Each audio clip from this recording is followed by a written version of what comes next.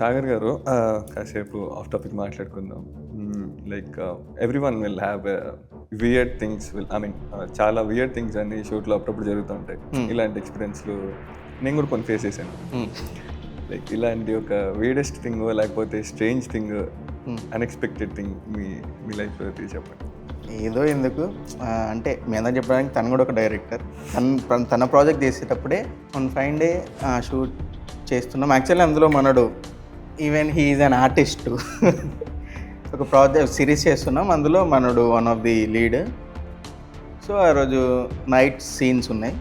So we're shooting that.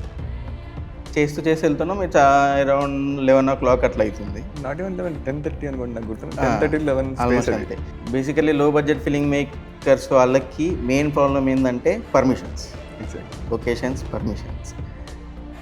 High budget అంటే వాళ్ళకి some managers ఉంటారు, వెళ్తారు, పర్మిషన్ జిహెచ్ఎం శాఖ నుంచి ఏదో సమ్ రిక్వైర్డ్ పర్మిషన్స్ తీసుకుంటారు. కానీ వీళ్ళకి అదేం ఉండదు. సో వీళ్ళు ఏంటంటే ఫిలిం మేకింగ్ అంటేనే ఫస్ట్ భయపడేది. అవుట్డోర్ షూట్ అంటే సమ్ పోలీస్ వీళ్ళ గురించి. మేము ఆ రోజు ఇలానే షూట్ చేస్తున్నాం. నైట్ అరౌండ్ మీరు అన్నట్టు 10:30 11 o'clock అట్లా అవుతుంది. సో ఆల్మోస్ట్ అక్కడ అప్పుడే ఇట్లా కెమెరా పెట్టేసినాం. సడన్గా వచ్చేసి వెహికల్ వచ్చి ఆ పిండు పిలిచారు. వెళ్ళినాం. చూసే ఏం చేస్తున్నా, ఏం లేదు వచ్చిన ఇట్లా షూట్ అంటే ఎవరు పర్మిషన్ ఇచ్చారు, పర్మిషన్ ఏమన్నా. బేసికల్లీ ఆ రోజు మేము చేసేది కూడా మీ ఇంటి ముందే.